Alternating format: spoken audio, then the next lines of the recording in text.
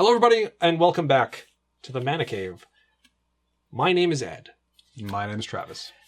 Travis. Yes, sir. We are in the semifinals, I believe, of the Planeswalker, fourth season of the Planeswalker Deck Showdown. This is Garruk versus Teferi. Now, Teferi has had a really easy ride getting to the semifinals because he just basically had a bye all the way till the end. Other ones sort of battled it out just because there was a weird, odd number of decks when it came to the M21 Planeswalker decks.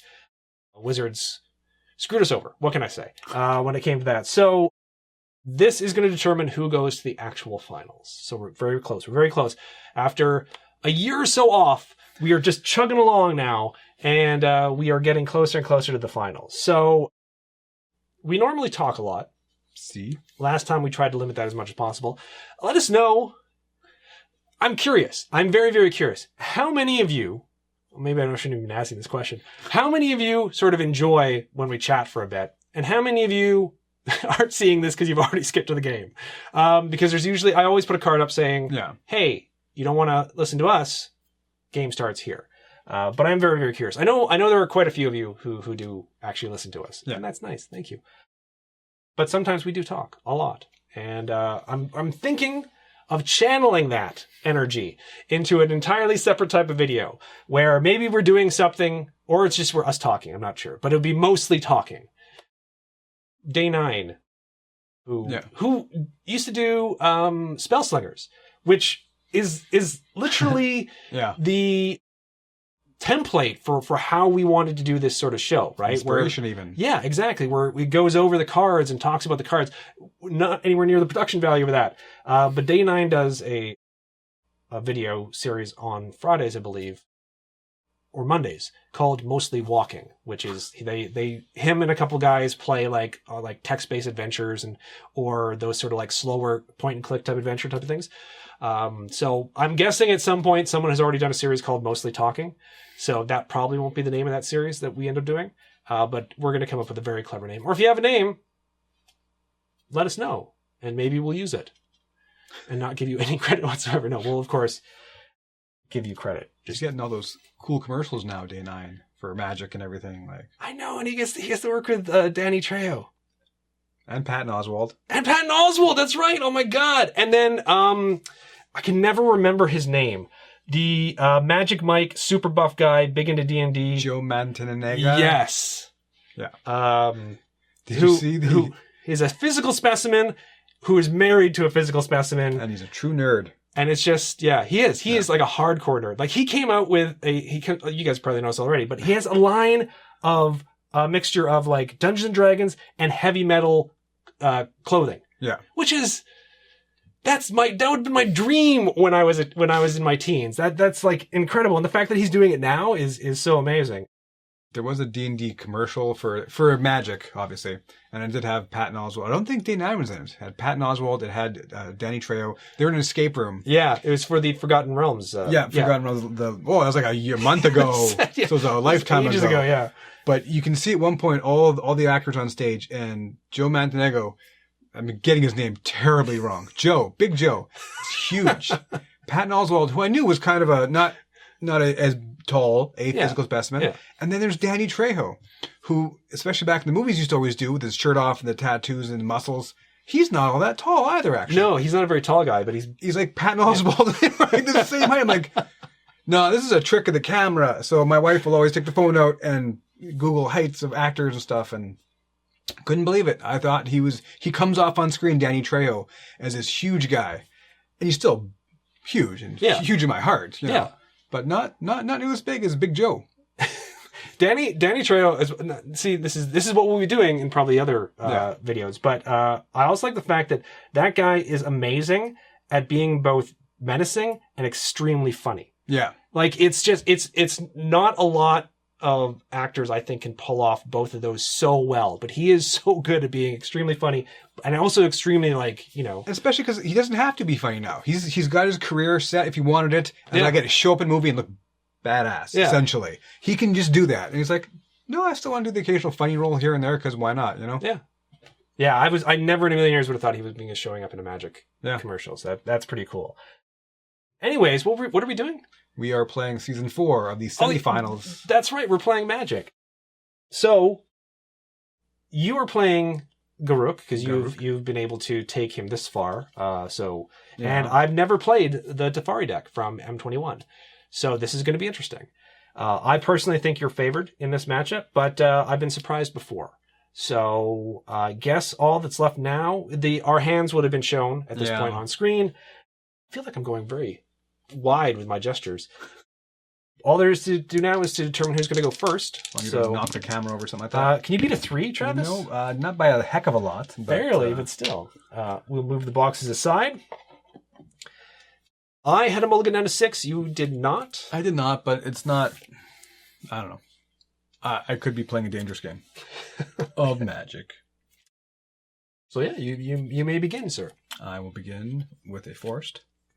And no Brushwag. Oh, no almighty Brushwag. I believe it is the only 1/1 for 1 turn 1 play, so I don't have it.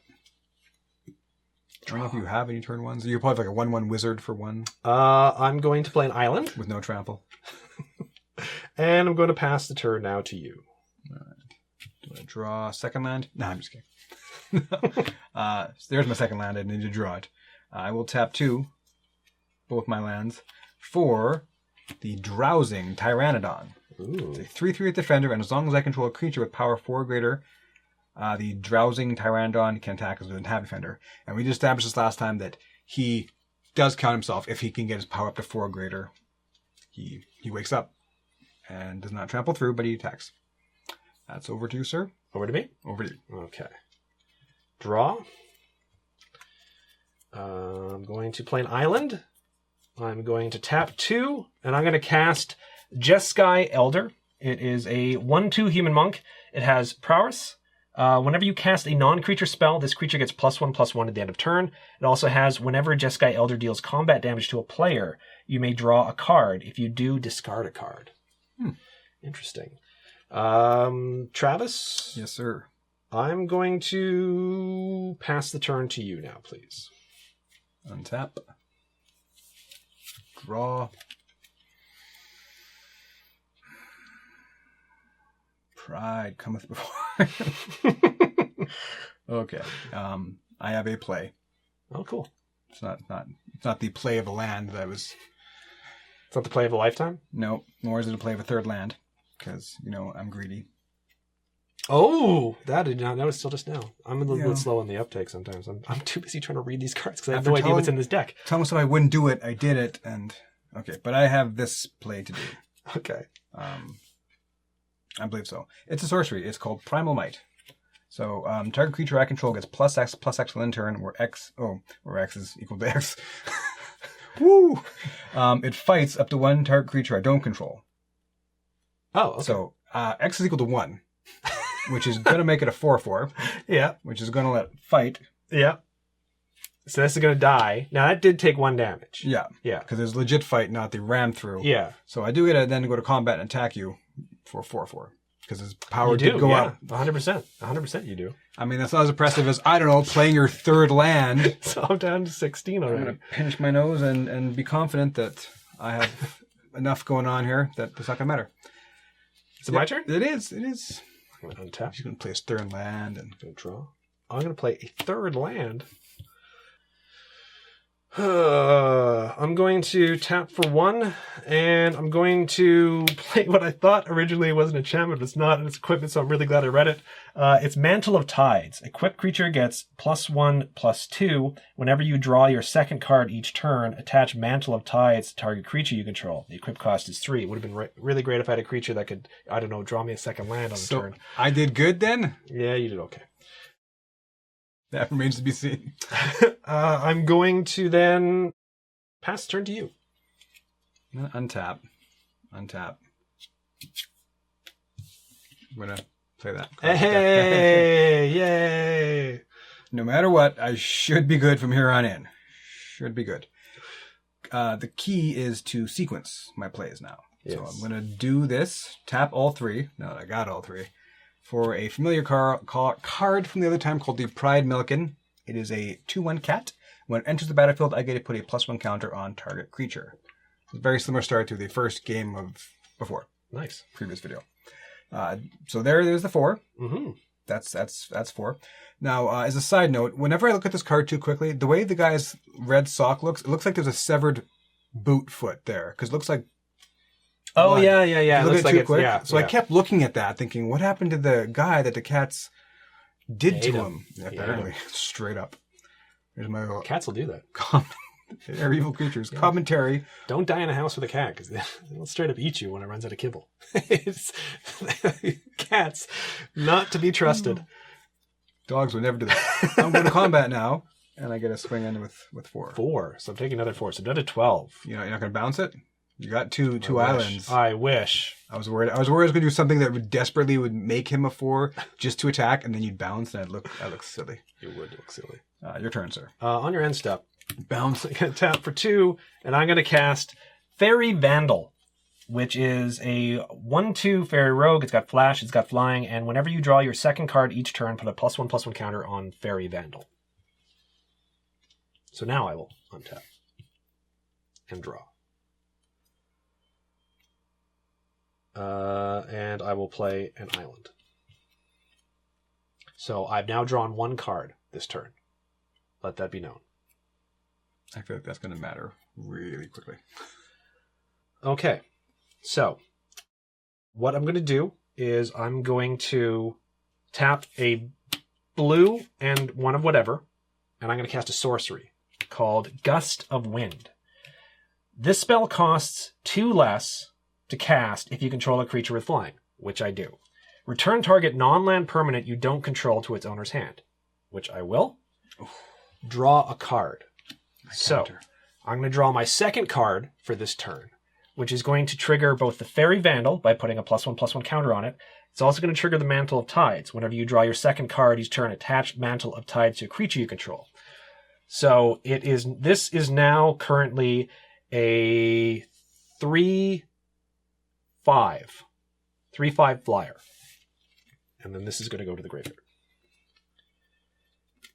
So, I'm going to move to combat. Okay. And I'm going to swing in with my 3/5 flyer. Okay. I have nothing that can block a flyer, so I'm going to drop down to 17. Because it's a 3 power. I'm then going to tap for 2. And I'm going to cast Jeskai Elder, which we saw earlier. So that's my turn. I'm going to pass it to you. I'm going to untap. Draw. Now, one thing I've done consistently with this game is I've tapped 3 and cast Garruk's Uprising and been all the happier for it as the game goes on. Which once again means I'm kind of taking a turn off to do now, that was in the last video, but you haven't read this off for this video yet. Fair enough. You are very correct.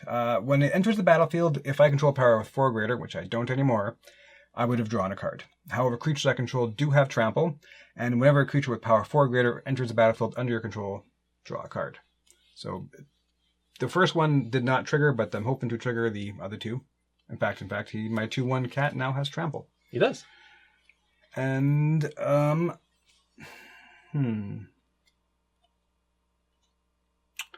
just going to pass. Pass? Okay. Because I'm pretty sure you wouldn't, block. And I wanted them to block. I'm going to draw. So your lands are all tapped out. My lands are all tapped out. This is going to seem silly, but I think it's worth it right now for what can end up happening. I'm going to tap for 3, and I'm going to cast an enchantment. It's an aura. It's called Charmed Sleep. Enchant creature. When Charmed Sleep enters the battlefield, tap enchanted creature. Enchanted creature doesn't untap during its controller's untap step. So I'm going to put that on your kitty cat. Charm my kitty cat. That is going to trigger Prowess, which I have a horrible time saying, on the Jeskai Elder, making him a 2/3. The fairy stays being a 3/5. I'm then going to move to combat and swing in with them both. Okay. I got no way of blocking, so I'm taking 7. No, so you're taking 5. 5 in total. At this point. Now, whenever Jeskai Elder deals combat damage to a player, I may draw a card. If I do, discard a card. So I'm going to take my 5 down to 12. You're going to take your 5. So I'm going to draw my second card for the turn. And I'm going to discard Historian of Zalfur. He's a 3/3 human wizard, and whenever he attacks, if I control a Teferi Planeswalker, which I don't, I draw a card. So that's my second. I don't know why I'm grabbing to the die. Yeah, so I'm going to put another +1/+1 counter on the Fairy Vandal, and I'm going to use the trigger to actually move Mantle of Tides over to Jeskai Elder. So Jeskai Elder is now a 2/4. Fairy Vandal, just with the counters, is now a 3/4. That's its entire. That's my turn. Pass it to you. Okay, so he stays tapped. Untap. Draw. Forced. Whew. So what I'm going to do is try to start getting the value train going again. Tapping 3 for the Wildwood Patrol. 4/2 with Trample, triggering Garruk's Uprising to draw a card. And then tap 1 for the Almighty Brushwag. No power forward yet. But the Almighty Brushwag is a 1/1 with Trample. They both have double Trample now. Yeah. So, double Trample. Is in the hizzy. And for 3 and a green, 4-man total, I can spend it at... no, it doesn't even say Sorcery Speed, actually. At any speed, if I had it, to give the Almighty Brushwag +3/+3 until end of turn. So, my kitty cat is still kitty tapped. And, yeah, I'll pass to you. Pass it to me. Okay, so untap everything. Draw. Okay. So what I'm going to do is I'm going to tap for 3. And I'm going to cast Charmed Sleep on your 4/2. On my 4/2. Yeah. So that's going to trigger Prowess with the Jeskai Elder. And then I'm going to move to combat. Okay. So I'm going to swing in with the 3/4, and currently also this is a 3/5 because of the Prowess trigger. Okay. Now this does not have flying though. It's not have flying, so I am going to choose to chump to try to keep you from doing the card draw thing. Okay. So you will take 3, but I will not draw an extra card. That will die, and I take 3 down to 9. And that is tapped, correct? Yes. Yeah. That's my turn. I'm going to pass it to you, sir. Okay. Untap. Move these schmucks over here. Lazy tapped creatures. Okay. I will play the Forest. We start by tapping that. 2 mana to once again cast an instant Ram Through. Okay. So I can still target it. Still legitimate. It's going to deal 4 damage to your Fairy Vandal. Okay. Now, this does actually have 4 toughness, so no damage is going to spill through. Yeah. It's straight up. Did you do Ram Through yet this game? I don't think I have, but no. So 2 mana for an instant, and target creature I control deals damage equal to its power to target creature I don't control. If that creature does have trample, which it does, excessive damage dealt this would be dealt to that creature controller. So it's an awesome card. Yeah. But that creature had built himself up with some counters over time, so there was no actual trample damage to go through. And for I know some people who haven't been playing very long watch these videos. So just so you know, that creature being tapped has no effect on that whatsoever. He can still use that as far as that spell is concerned. So it being tapped doesn't prevent it from being utilized that way. So then I am going to tap 2 for the Drowsing Pteranodon again. So read him earlier, 3/3 defender. As long as I control creature power 4 or greater, which I still do, he can lose defender. So okay. It does not trigger Garruk's Uprising, however, but I pass back to you. Okay. So untap. Draw. Interesting. So this is currently a 2/4, and that's a 3/3. I'm actually just going to go ahead and tap for 3 and cast Mystic Skyfish. Whenever you draw your second card each turn, Mystic Skyfish gains flying until the end of turn. It is a 3/1 fish. I've not drawn any land for quite a while. I'm going to pass the turn now to you. Okay, untapping. Another tough call here. Another tough call.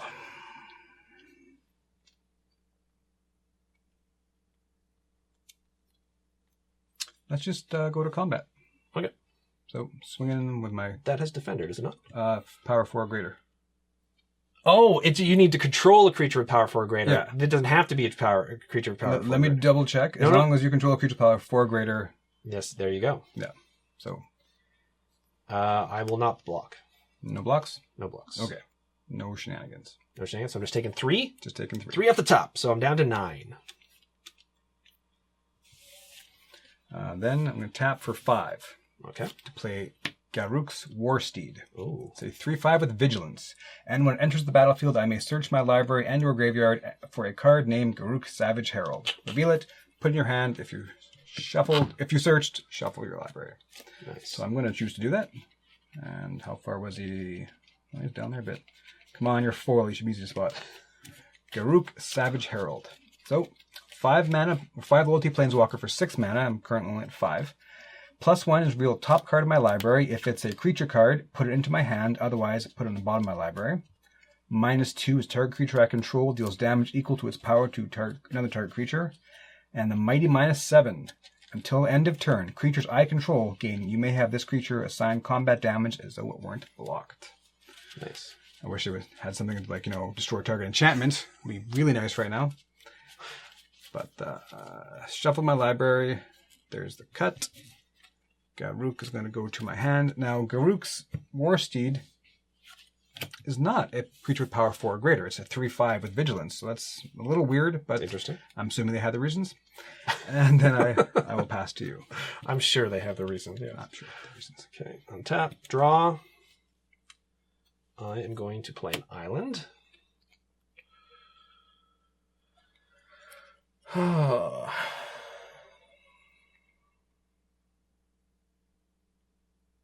That's 3/5. It's a 3/5 with Vigilance. I'm going to tap for 5. And I'm going to cast Stormwing Entity. It is an elemental, and it costs 2 and 1 blue less to cast if you've cast an instant or sorcery spell this turn. And I have not seen an instant or sorcery spell for ages now. It's got flying, it's got prowess, and when it enters the battlefield, I scry 2. So scrying 2, look at the top 2 cards in my library. A lot of that seems good. And then I can put them either on the top or bottom. I'm going to put that one on the top. I'm going to put this one on the bottom. Got 1 card left in hand. Tapped out, sadly. Yeah, I'm going to pass the turn now to you. Okay. I'll untap my not Defender. He still has Defender. Lands. Okay. I will play. Oh. So now you're in 6 land, yeah. Garruk. Yeah. Or Garruk, however you want to say it. Garruk. Gary. Which, let's just go ahead and... Hunter Gary. Garruk Savage Herald is what he is. Once again, I just read him, so I'm not going to read him off again. He does enter with a 5 loyalty. Now, I don't really love his +1. His +2 is basically removal on a stick. So I'm going to his -2 is removal on a stick. So I'm going to go from 5 down to 3. Okay. And I'm going to target creature I control deals damage equal to its power to another target creature. I am going to choose Garruk's Warsteed and your fancy 3/3 flyer, who could just easily take him out next turn anyway. Okay, now, do I want to go to combat? Well, with my 3/3 with Vigilance, who can be double blocked, and he wouldn't even kill both of them. But He wouldn't die himself. Right? Yeah, he's a 3/5. Yeah. So as is, he wouldn't die, and you're tapped out. I wouldn't even have to double block because this is currently a 2/4. So yeah, no, I was thinking you could double block him and kill him, but you can't. No. Oh yeah, I could. Couldn't I? 2, 4, and 3, 5. Yeah, yes. Yeah, 5. Yeah. Pardon me. Yes. Yeah. So it's kind of weird. Now you still have, which I missed before, the fact that you still have the 4 power. So Defender is completely ignored on him. Yeah, it is, but he has to tap to attack. Yeah, he does, and he can't protect Garruk. It's a tough call, but I know only war, so attacking with both.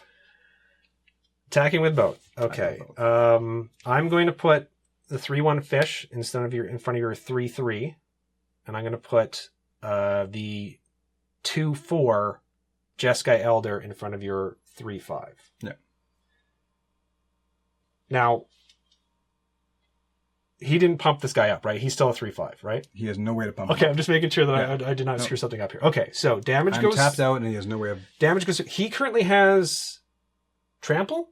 He currently has trample because of that. Yes. Because of that. Okay, so I'm taking 2. These two are going to bounce off each other. These two are going to trade, but I am taking 2 out of all that. Okay, so I'm down to 7. And I passed you. I'm going to untap. And I'm going to draw the card, which I know what it is. It's an island. And I'm going to play. And Travis, for the first time in a long time, what do we have? We have a double Planeswalker Showdown. This is truly a Planeswalker Showdown. Teferi, Timeless Voyager. It's a 4 loyalty Planeswalker. The +1 ability is draw a card. The -3 ability is put target creature on top of its owner's library. The -8 is each creature target opponent controls phases out. Until the end of your next turn, they can't phase in. Treat them and anything attached to them as though they don't exist. So he currently has 4 loyalty. You only have 1 creature. I only have 1. Oh, as well too, because he's a non-creature spell, prowess triggered here. So I'm going to. Yeah, you know what I'm going to do? I'm going to -3 him to put that on top of your library. I hate on top of the library. So he's down to 1. It's like minus card draw. So right now he is a 3/5. He's got +1/+1, +1/+2, and then he's a 1/2. So that's 3/5. And he's going to swing in. Now, this is when he deals combat damage to a player, I may draw a card if I do discard a card. I don't have a card, but I am going to attack Garruk instead. Garruk, and there's 3 power. Yes. So Garruk is down. He is down. Good thing I'm going to draw a card that's going to let me... I know, but I needed to. Yeah. Because otherwise, he would just... He could, do his ability to... Well, he would have had to wait a little while, but still. Anyways. Yeah. This is going to be an interesting game now. This is going to be really... This might be the most interesting Planeswalker deck game we've had in a long time. Pass turn to you. Okay. Untap. Draw a mystery card. Okay. So, why couldn't he have been a power 4 dude? Because then I would get another card off of him. But I still think I got to do that same sequence of plays. Or do I? Because he's a 2/4. He's currently a 2/4, yeah.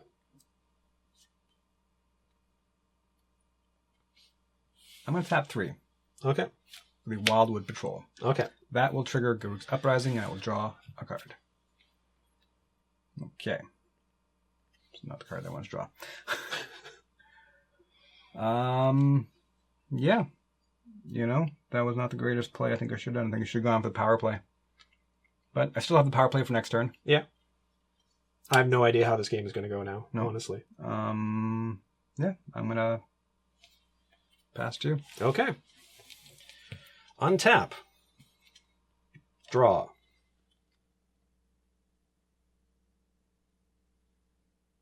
A lot of reading. Okay. I'm going to pay 2. And I'm going to cast an instant called Frantic Inventory.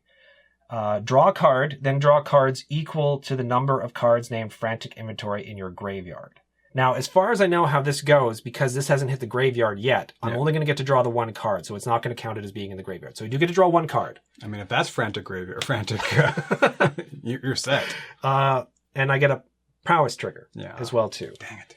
I'm going to +1 Teferi, because I have no other choice, to draw another card. Actually, you know what? I'm not going to do that. I'm not going to do that.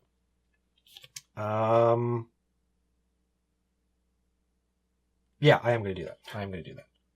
Yeah, I'm going to do that. I'm going to +1 him to draw another card. So he's now 2 loyalty. Draw a card. I will play an island. I'm going to move to combat. Okay.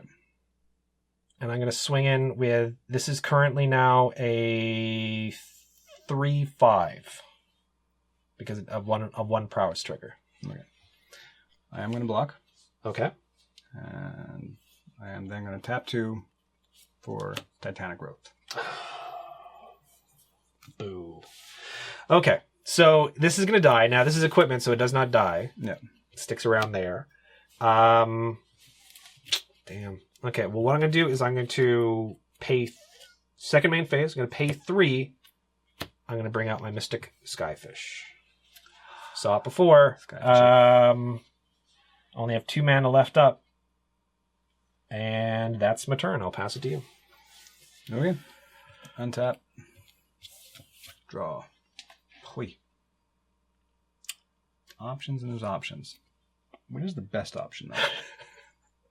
Concede. I think that's your best option right now. You should just concede. I'm going to tap out. Ooh. So 6 mana in total. 4 of it for the Ornery Dilophosaur, and 2 of it for the Hessian Beetle. So the Ornery Dilophosaur is a 2/2 with Death Touch, and whenever it attacks, if I control a creature with power 4 or greater, it gets +2/+2 until end of turn. Okay. The Hessian Horn Beetle is a insect 2/2, and begin combat on my turn. If I control a creature with power 4 or greater, I get to put a +1 counter on the Hessian Horn Beetle. So, then we're going to go to attacks. Okay. Now, I really should have done that first. Now, Because I could have. but you wouldn't have gotten. I would have. I forgot all about this. I would have anyway. Oh, that's right too. Yeah. Yeah. Yeah. No, that's what I was thinking, and then I played. I'm like, oh yeah, he still counts. And I could have threatened to combat. Now, are you trick. attacking me or are you attacking Teferi? I'm going to attack Teferi because even if I trample through, it's enough to take him out. Okay. And I have a way to get my Planeswalker back. As of yet, as far as I know, he does not. I do not. So even if I were to block it, because this only has 1 toughness, the Mystic Skyfish, it would trade, but it would still kill Teferi. So it's a matter of whether I want to just get rid of that creature. Now, you have so many other creatures right now. Sorry, I went to combat. Yes, He so you still do did get to get put a to +1/+1 counter on that. So I'm actually going to hold off. I'm not going to block. Okay. I will go for the heart of the cards and then pray that I get something good on the top of this deck. So damage goes through. Teferi is gone. Okay. That's my turn. That's your turn. Okay. Tap. That'd be really good. Looked pretty good. He didn't instantly sigh and throw down an island. Interesting.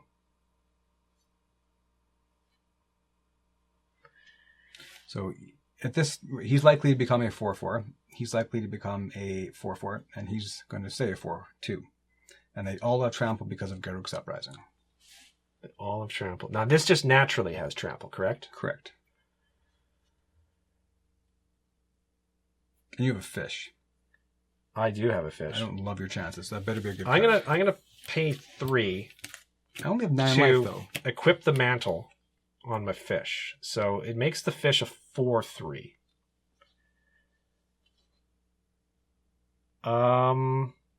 It makes the fish a 4/3.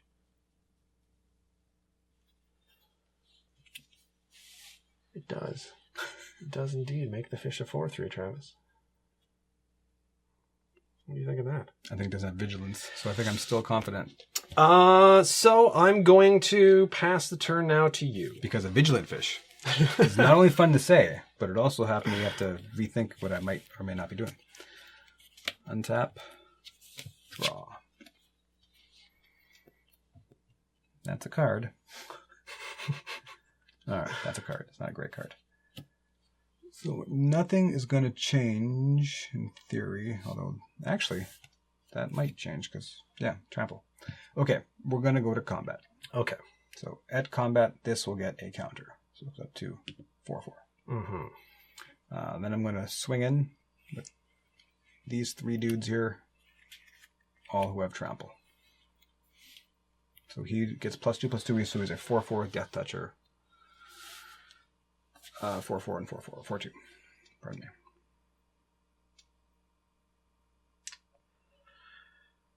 Okay, so what I'm going to do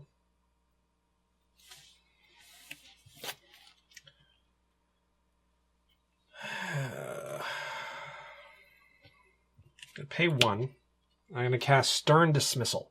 Return target creature or enchantment an opponent controls to its owner's hand. So I was kind of hoping, initially thinking, hey, you know what would be really great? To make it trample away, but it doesn't really matter because I would still end up taking just lethal damage from 2 4/4s. So I'm going to return this to your hand because at least that's going to make it so that it doesn't come back as a 4/4. Yeah. I'm then going to... I'll take out the Death Toucher, hopefully, because right now this again is a 4/3. So there will be 1 spillover damage. Now that all depends on whether or not Travis has any sort of shenanigans. Nothing I'm wanting to play right now. Okay, so damage goes through.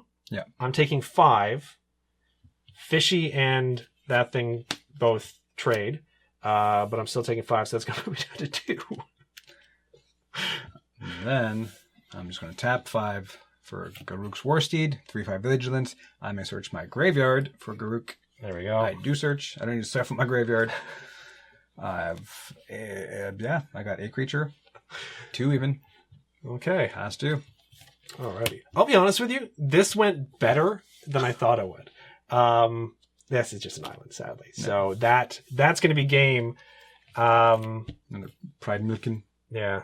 That was I'm really impressed. This is the most impressed I've ever been while still losing. Yeah. Because I was still synergy there. There's a lot more synergy to this deck than I thought. I mean, keep in mind it's been ages since I've looked over the deck list on this card, or the deck list in this deck. And I never did end up doing a Planeswalker deck video on these decks. So it performed better. Now there's still best 2 out of 3, so there's still a chance that I can come back. These Charmed Sleeps saved my butt. Yeah. There's some tricky plays in this deck, so we're gonna see if maybe the next one works out in my favor, or is Travis going to be going to the finals with Garruk Gary, the mono green hunter? Well, you can't call him Gary because Gary is the. I can call anyone Gary I want. I'll call you Gary from now on. So Gary and I will be back right away. And we are back in the second game now. I lost that first one. Yeah. That was a good game. It was a very good game. But I get to go first because of that. So, yeah, I'm going to... Now our hands were showing. So you guys know that I had a mulligan again, so I'm down to 6. You stuck with 7. So that gives us plenty of time now to vamp while you guys soak in the hands that are showing on screen. And I'm going to play an island. I'm going to pass to you, sir. All right. I will draw for turn. I'm going to play a forest. I'm going to pass here. On your end step, I'm tapping for 1, and I'm going to cast Opt. It's an instant, scry 1, so I look at the top card of my library, and I put that card on the bottom of my library if I want to, and then I draw a card. So I'm going to look. Just today, another version of that card was from the set after Forgotten Realms was released by Wizards. Oh, yeah? It's called Consider, or is that? I think that's a new card. It might be, yeah. So it's exact same thing, but I think you can put it in your graveyard. Oh, okay. Otherwise, it is the exact same one. So Opt and Consider. So I put the card back on top, and then I'm going to draw a card. So I draw this card. But in certain decks, being able to put it in your graveyard is way better than the bottom of your library. Yeah, 100%. So I think you either put it on top and then draw it, or put it in the graveyard and draw the next card. So it's kind of like a scry, but yeah. What was that thing where I can't Surveil. Surveil, yes, thank you very much. So it's similar to that, I guess, right? Yeah. Yeah. Okay. Okay. So it's my turn now, right? So untap, draw.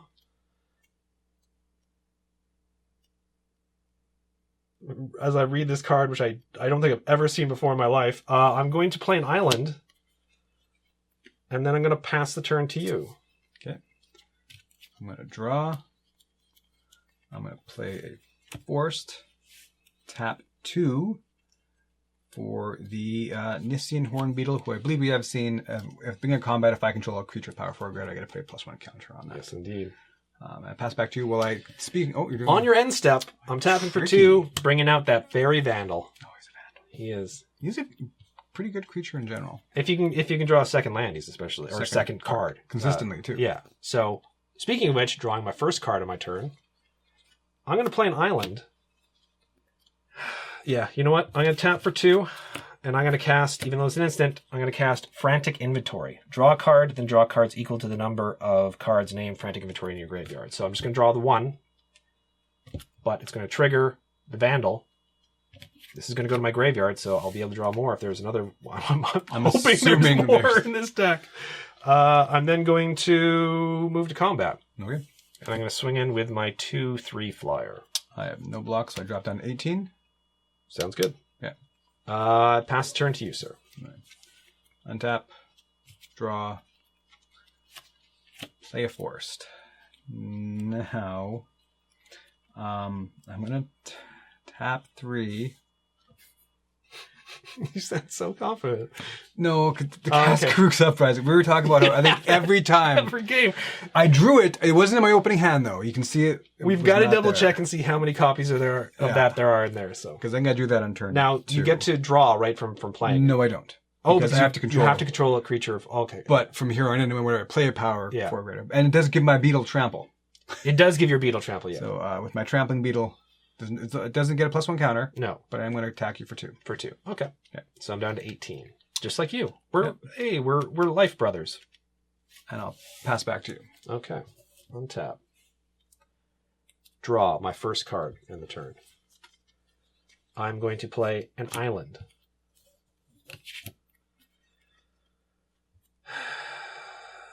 I'm going to move to combat. Okay. I'm going to swing in with my 2/3. I can't block flyers. Are there shenanigans or just drop No right down to shenanigans. 16? No shenanigans. Boom. I'm going to pay 4, and I'm going to cast Tomb Anima. It is a 3/3 spirit, and it can't be blocked as long as I've drawn 2 or more cards this turn. That's my turn. I now pass the turn to you as I take a drink. Untap. Draw. Play forced. Okay.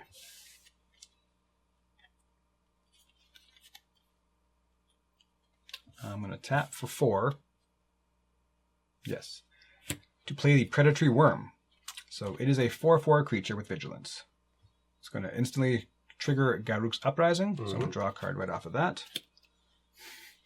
And then I'm going to go to combat. And it's going to trigger my beetle to give it a +1 counter.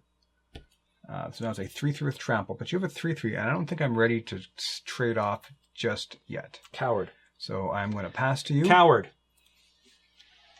Coward named Gary, apparently. Jeez. Gary, you're such a coward. Okay, so it's my turn? It's your turn now, yeah. I did not attack. Didn't seem like something I would do, but you know. I'm going to draw my first card in the turn. I'm going to play an island. You got them islands. I do have them islands. I'm going to move to combat because that does not have reach, correct? That does not have reach. I'll swing in with my 2/3. I cannot block, so again, I'm going to drop down to 14. No. Sure. I'm going to pay 4, and I'm going to bring out another 3/3. This time it's Historian of Zafler. Whenever it attacks, if I control a Teferi Planeswalker, draw a card. That's my turn. I'm going to pass it to you. I really wish I was been able to draw some more. Started off so well with the card draw, and I was thinking, boy, that Vandal is just going to get thick. But no, he's not a thick Vandal. I'm going to drop that. Okay, so what do I want to do here? I want to... I want to ram through. It's an instant. Target creature I control deals damage equal to its power to creature I don't control. You know what? Let's do that, dude. Vandal? The Vandal. Okay, so I'm going to take... Just so we know, there is trample in effect, because Garruk's Uprising gives my worm trample, and because ram through will trample over. So I'm going to take 1 because his toughness was 3 at the time. So okay. So I'm down to 17. Then I'm going to Ram. Oh through. my god! No, Travis, no! Now, to be honest, he has the ability to become unblockable, but I don't plan on blocking. Actually, Vigilance. So I will target him. The Tomb Anima. Yeah. Oh, so I'm taking one still on top of that. Yeah. Oh, this is awful. This is what I thought the first game was going to be. So now I'm going to go to combat. Okay. So he is a 4/4. He will trigger him. So he's going to a 4/4 as well. This is a Vigilant Worm. Yes. So he's just going to attack like that, and he's going to attack like that. So you're being attacked for 4, 8 in total trample. I'm going to take it this turn. Yeah, so I'm just going to take 8, putting me down to 8, which sucks, but I don't have a whole lot of choice at this point. All right. So I need something to happen with this next card. I need it bad, Travis. My turn? Your turn, sir. I need it so bad. I mean, it wasn't a terrible card again, wasn't it? Yeah, okay. I'll take it. I'm going to play an island, and I'm going to tap for 5 to cast the Shipwreck Dowser. It's a 3/3 Merfolk Wizard. It has prowess. And when it enters the battlefield, return target instant or sorcery card from your graveyard to your hand. So I'm going to return Opt to my hand. And I'm just going to pass the turn to you because an Opt is you've got a scary, scary board. Opt is the from what we remember is the 1 mana instant, which allows me to scry and then draw a card. All right. Untap. So step 1. I tap 3. If you ram through again, I'm going to cry. Let's find out if I dry one. If I dry one right off the bat here. So I did play the Wildwood Patrol 4/2 with Trample. It's going to trigger Garruk's Uprising to draw a card. Mm-hmm. Nope. I did not draw that card. Okay. But I can do that and then have a big turn. Okay. So I know what can happen is he can prowess that up to 4/4 and trade with my Vigilant dude. In theory. Such craziness could happen. Which would make sense because right now it's a 4/4 Vigilant Trample. So we're going to go to combat. Okay. So this is going to trigger again up to a 5/5. Uh-huh. And we're going to send the team in again. So both of them are going to go in? Both are going in. Now, you do have Titanic Growth in that deck, which is, I believe, a green and 1 to give something +4/+4. Yeah. So my biggest concern is the fact that if I don't block both, even though one of them is definitely going to die and the other one, they both may end up dying, is you're just going to Titanic Growth anyways and ruin my day. Because you have 8 life and I have 8 trample on the board, as is. Yeah. I have 9, because he's a 5/5. Yeah. So, there is another option. Uh-oh. Are you going to opt for that option? You know what? Because we know what's going to happen anyway. So, let's turn this sideways, and I'm going to cast Opt to begin with. So, I'm going to scry 1 and then draw a card. Put that on top. I'm going to draw that card. So this triggers, so this is now 4/4. I mean, I think if I double block 1, for example, then if you have Titanic Growth, you can just put it on the other one and I'll just lose the game anyway. So I have to split my blockers up to soften the blow. But even then, so whatever. The 4/4 is going in front of your Vigilant 4/4. The 3/3 is going in front of your 5/5. Now, both of your creatures have trample, but currently this is a straight trade with nothing going through. And this is going to do at least 2 damage to me. All right. Do your worst. Nothing? Nothing in combat. Oh, well. Okay. So there will be a straight up trade. So these trade. This dies. I take 2, putting me down to 6. Brushwag. I'm tapping 1 for the almighty Brushwag, who can become a 4/4 with trample next turn, which might, even if you can get a good built board, no matter what, I can pump it. Pump my Brushwag. Pump that Brushwag, man. And I pass 2. Okay, untap. Draw. Ooh. The sexy island. The sexy island from the set. I have not drawn my sexy forest at all. Okay, so... I've drawn my Garruk Uprising pretty consistently, though. Desperation move. I got 5 mana left after this. So I'm tapping 2 to cast Frantic Inventory. So now this time, I will get to draw a card, and then I'll get to draw another one, because I do have a Frantic Inventory in my graveyard. So I draw 1, and then I draw another, and then this goes You get to keep them here. both. There's no discarding of those cards. So if you drew another Frantic Search... I don't know. I mean, I honestly don't think there's anything I can do at this point that's really going to help me much. Just put as much toughness on the board as you can. I'm going to tap for 2. Do you have any of those like 0/5 turtles? I'm going to cast Frantic Inventory. Oh, no! So now I'm going to draw 3, but I mean, again, Your mana's now I going have 3. down. Yeah, now I have 3. Now I've played an island this turn, so I can't even play an additional land. So I'm going to draw 3. 1, If you draw like these turtles with the 2, 0/5 turtles or something. 3. Okay, and that's going to go to the graveyard. Because blue has a lot of creatures like that. Like a 1/4 or a 0/5 crab or something. Oh, Mystic Starfish. Which has like the It's like the opposite, yeah. the lowest toughness possible. Yeah. I mean, see, and this is... We'll pass it to you, so then you can go ahead and get the killing stroke. But this is... When I was looking at this deck, I was like, wow, this deck has a potential of a lot of card draw. And that's about it. So that's why that first game I thought, wow, this is really a great first game. Yeah. But and there's synergies with the card draw too, with the counters. And yeah, this is how I expected it to go. And weirdly enough, when the card draw would have been really useful was early on in the game when it couldn't happen. So anyways, how would you like to kill me? Just the green way of putting things sideways. I will block.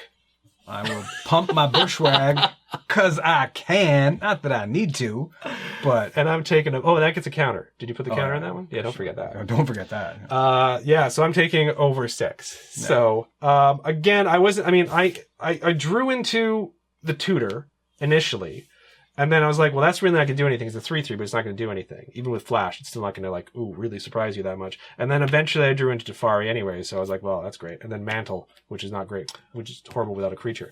So, yeah. This is pretty much how I would have been very shocked if Garruk hadn't We're going to find out how many copies progressed. of that awesome enchantment there are. Yeah, let's find out, because there's just one. every game, man. Every game. Worsted, lots of bushwags. Trandan, that cat. So many almighty bushwags. And I like that there are 4 of those Wildwood patrols. Oh, pardon me, there's at least 2. Oh, okay. Okay, so now it seems like I'm cheating less at least. I didn't think you were I cheating wouldn't at think all. there'd be more than 2, but no, there's No, just there's 2. 2. That's enough, though, to be consistent with it. Yeah. And you're right, if you did get both down and you played a creature, you would then draw 2 cards. I mean, double trample wouldn't do nothing, but... No, I still had half-decent gas, too. Another worm, another patrol, and a carrot in my hand. So both of these would have drawn me more cards. Like, that enchantment just does a lot of work in this deck. Clearly. Yeah. So, that is the semifinals, which means Garruk is going to play... I'm pretty sure it's Elspeth that Garruk is facing off against in the actual finals, but that match was so long ago but I'm almost positive that's the case. If not, the graphics on the board telling you, or on the screen telling you what the matchup's going to be anyways. But yeah, that will bring us to the finals of the 4th season of the Planeswalker Showdown, possibly, given how things are going, and there doesn't seem to be any new Planeswalker decks ever going to be created ever. The final Planeswalker Deck Showdown in existence. I don't even know what they're doing as far as constructed decks going. Other than Commander. I don't know what they're doing for constructed I know decks. they're coming out with 18 sets a year, it seems, and 47 Commander decks to go along with them. So, but as for these particular types of decks, I will miss them. They were never great decks, but they were. I mean, we enjoyed playing them. Great entry point. Yeah. Well, some people would debate that. I know there's been comments in the comment section about how, it's not even a great entry point. But I think anything that can basically allow someone to learn the game without super high stakes, without throwing a lot into the mix, is fine. And for the price point of them, you got a couple packs as well too with them and stuff, or at least one pack. I can't remember if they changed that near the end. So you got had the fun of opening something like that up. I think you got to experience a Planeswalker, which is kind of neat.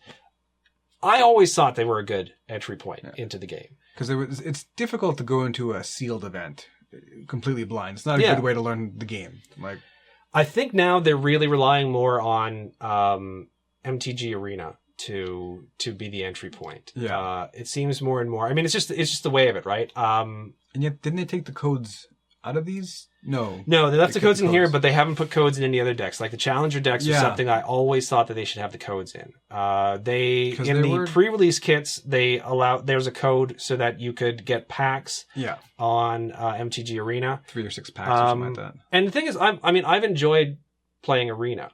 Yeah.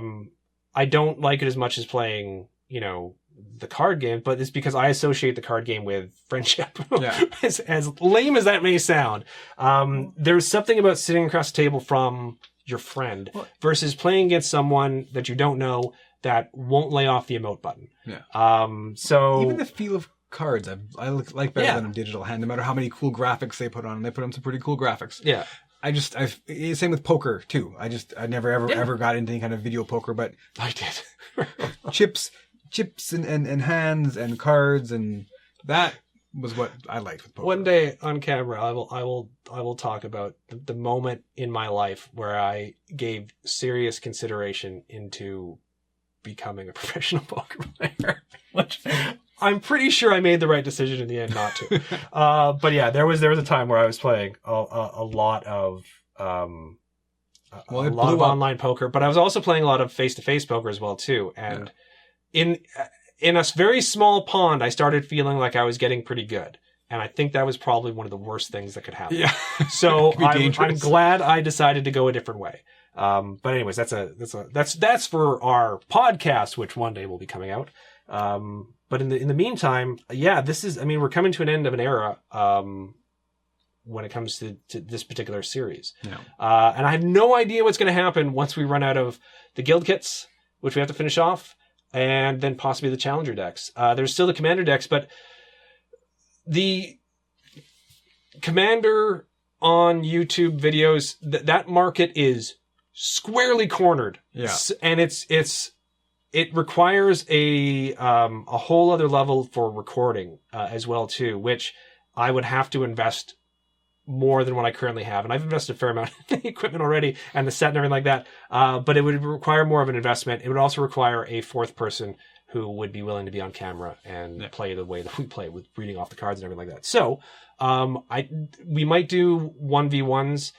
We had fun doing a two-headed giant game as well too. But again, we had to rely heavily on someone who was very, very kind, to go against, his comfort zone and play, in front of the camera and read off cards and stuff. So who knows where it's going to go. I mean, behind me, I don't know if you can see it, but there's a whole bunch of other games. I have Yu-Gi-Oh decks that we haven't touched. I have Transformer card game decks that we haven't touched. We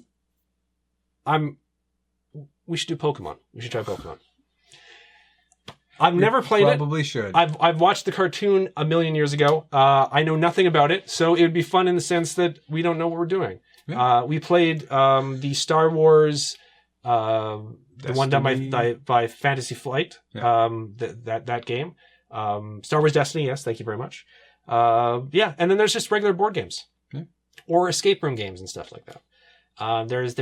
We are literally surrounded right now by games that we could possibly play on this channel. And that does not even include the digital universe. So we'll see where the channel goes from here on out. But I feel good now about finally being able to close out the Planeswalker Deck Showdown aspect of it. So thank you guys so much for watching. Yeah. It sounds like we're saying goodbye forever. We'll be back because we have to finish this off and a few other things as well too.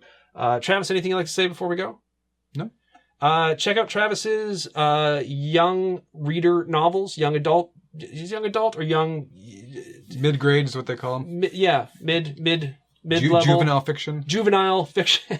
On Amazon right now. The Orphans of Pearl Place. Orphans of Pearl Place. And if you have Kindle Unlimited, they're free to read. Which is another way of saying they're not free, because Kindle Unlimited is not a free service. I like to point that out because I feel weird. But still, I mean, hey, if you got it. So check that out. Thank you guys so much for watching, and we'll see you all in the next video.